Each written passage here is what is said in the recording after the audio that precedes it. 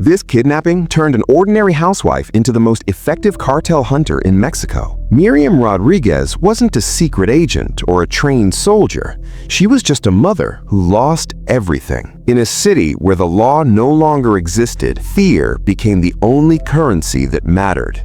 In Tamaulipas, known as the Zona del Silencio, the Zone of Silence, the Los Zetas cartel had complete control over the infrastructure and law enforcement. On January 23, 2014, Karen was driving through San Fernando when Los Zetas blocked her path.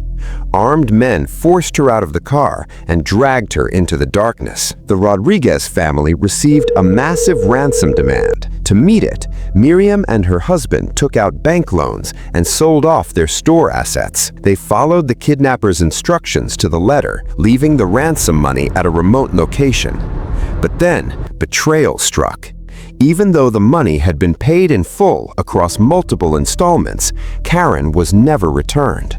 The police stayed silent, and Miriam realized something horrifying. If she wanted justice, she would have to find it herself.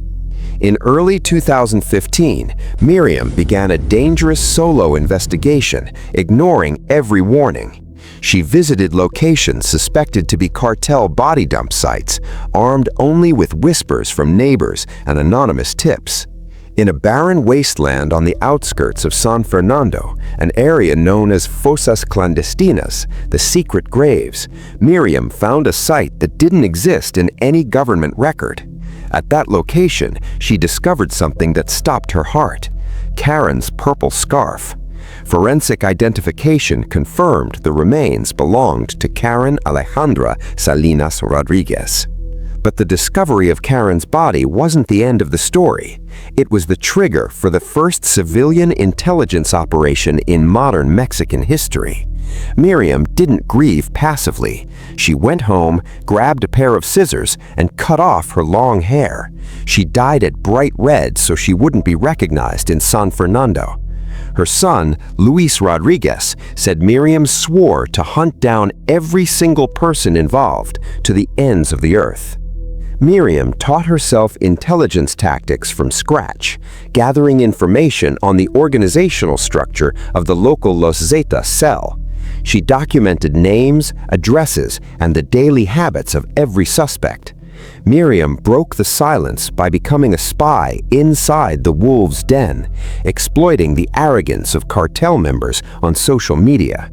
How could a 56-year-old woman capture heavily armed cartel members? The answer: extraordinary patience and the ability to blend into a terrified community. Miriam adopted the nickname La Camelona, the Chameleon. Her primary strategy was using multiple disguises to approach targets without suspicion. She understood cartel psychology. They watched for cops, but they ignored ordinary middle-aged women. Miriam didn't carry assault rifles. She carried clipboards, fake uniforms, and convincing false identities. Her first target was a man known as Samael de Jesus.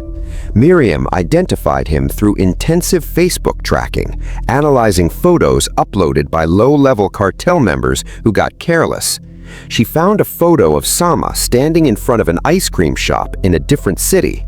This was the first crack in the seemingly impenetrable shield of Los Zetas.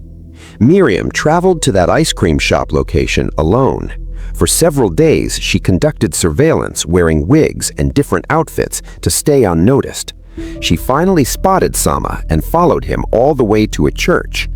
Miriam immediately contacted federal police, providing the exact location so they had no excuse not to act.